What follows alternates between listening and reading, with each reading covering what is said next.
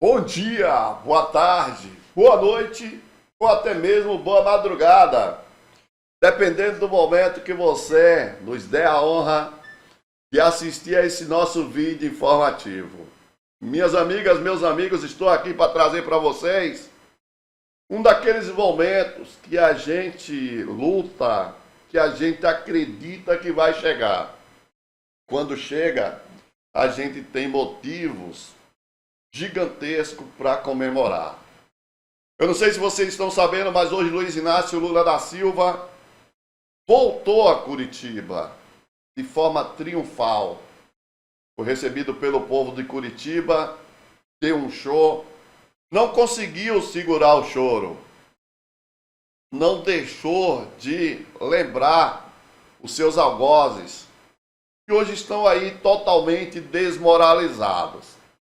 Vamos fazer o seguinte, antes de irmos diretamente a essa fala do Lula, a esse show, mais precisamente, eu quero pedir a você, ajude o canal, meta o dedo no like, comente e passa adiante.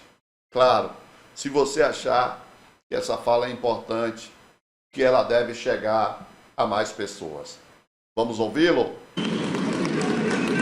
Companheiros e companheiras, eu tenho um discurso por escrito, mas eu penso que depois da fala da especialista da Petrobras, a Magna, do diretor dessa refinaria e do ministro de Minas e Energia, eu ler o meu discurso é um pouco repetir o que eles já falaram. Então eu vou deixar meu discurso aqui.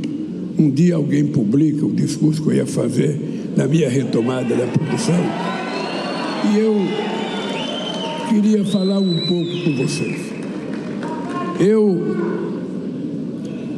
sou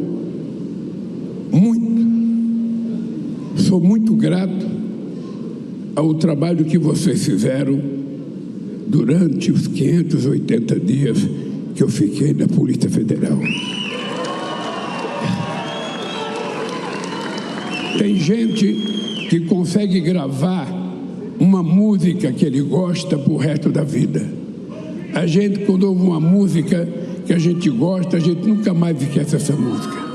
Pois a minha música eram 3 bom dias, de manhã, de tarde e de noite. Todo santo dia, durante 580 dias, fazendo frio, fazendo calor ou chovendo, sendo domingo ou feriado prolongado.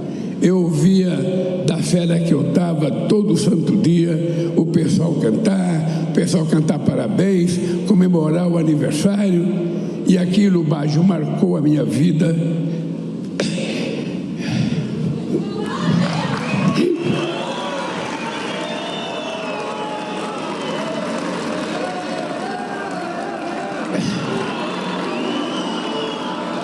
Aquilo marcou a minha vida. Mas uma coisa que mais marcou a minha vida, e que eu quero dizer para vocês, que vocês não têm dimensão do orgulho que eu estou de estar vestindo essa camisa da Petrobras. Eu muitas vezes eu ficava deprimido e chorava quando eu ficava sabendo de notícia de que companheiros trabalhadores da Petrobras entravam num restaurante para comer ou entravam no bar e muitas vezes era chamado de ladrão, porque eles conseguiram criar no imaginário daqueles que não gostam de nós a ideia de que todo mundo na Petrobras era ladrão, inclusive aqueles que eram responsáveis pela grandiosidade da Petrobras, que eram os seus trabalhadores. Então, utilizar essa camisa agora.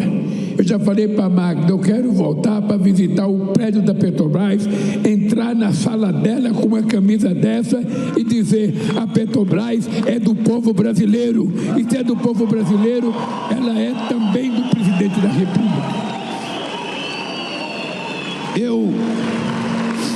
Eu queria dizer para vocês que antes de eu vir para a Polícia Federal, eu tinha ideias, sugestões de companheiros que queriam que eu fosse para o exterior.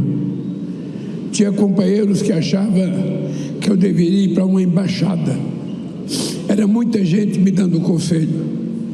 E eu ia dormir toda noite pensando, ora, como é que vai ficar os meus amigos, aqueles que a vida inteira acreditaram em mim? Como é que vai ficar a minha família?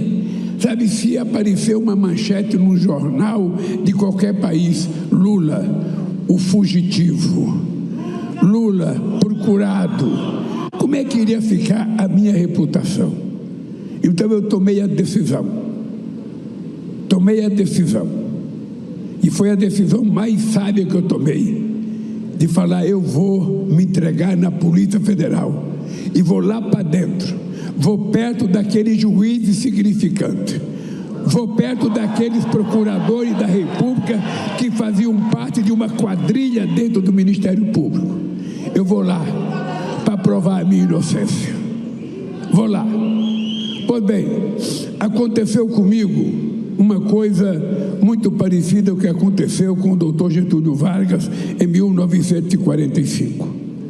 Em 1945, Getúlio Vargas era presidente, ele estava sendo acusado de corrupção, na época não estava ainda não, mas ele estava sendo, sabe, acusado pela elite brasileira, porque uma coisa que a gente tem que ter claro, o Getúlio Vargas não era um operário. Eu nasci no movimento sindical criticando o Getúlio Vargas, mas se você olhar da proclamação da República até os dias de hoje, só teve 2 presidentes que cuidaram da questão social nesse país. Fomos nós do PT e o Getúlio Vargas, que fez a CLT, que garantiu direito a férias, que garantiu jornada de trabalho.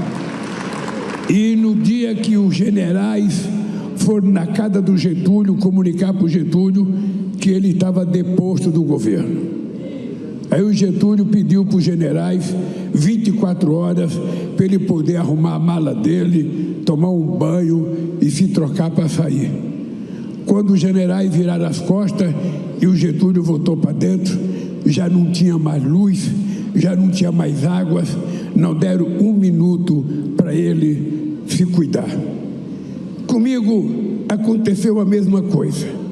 Eu fui preso e muita gente achava, o Lula acabou, o Lula está perdido, nunca mais ele vai ressurgir. E eu estava lá com obsessão. Getúlio Vargas, quando saiu, ele disse para o secretário dele, política é como um jogo de xadrez. Eles acabaram de me dar o checkmate. O que eles não sabem é que quando o jogo começar, todas as pedras têm que voltar para o tabuleiro. E nós vamos voltar para o tabuleiro.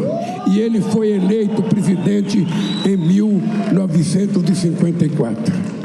Eu tentei ser candidato em 2018, inclusive com o reconhecimento da ONU, que achou que eu tinha o direito de ser candidato. Mas acharam por bem não deixar eu ser candidato, porque achavam que assim, mais um tempo fora da presidência, vocês esqueceriam do Lula.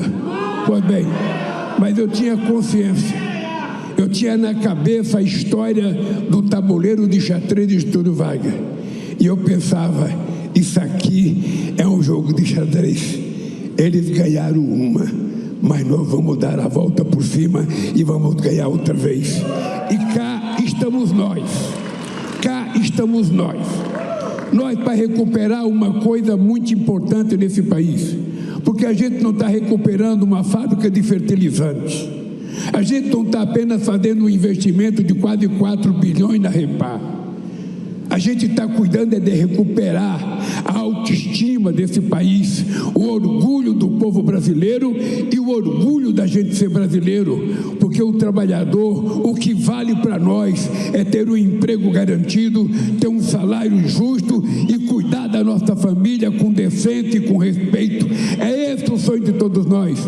Os caras que tentaram fechar essa coisa, o que fecharam, e que mandaram vocês embora, certamente eles nunca ficaram desempregados.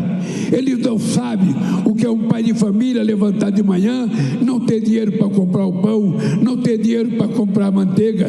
Eles sabem o que é o sofrimento do povo. Então vocês ficarem desempregados 4 anos, para eles não interessa nada, vocês são os números estatísticos, pois para mim interessa.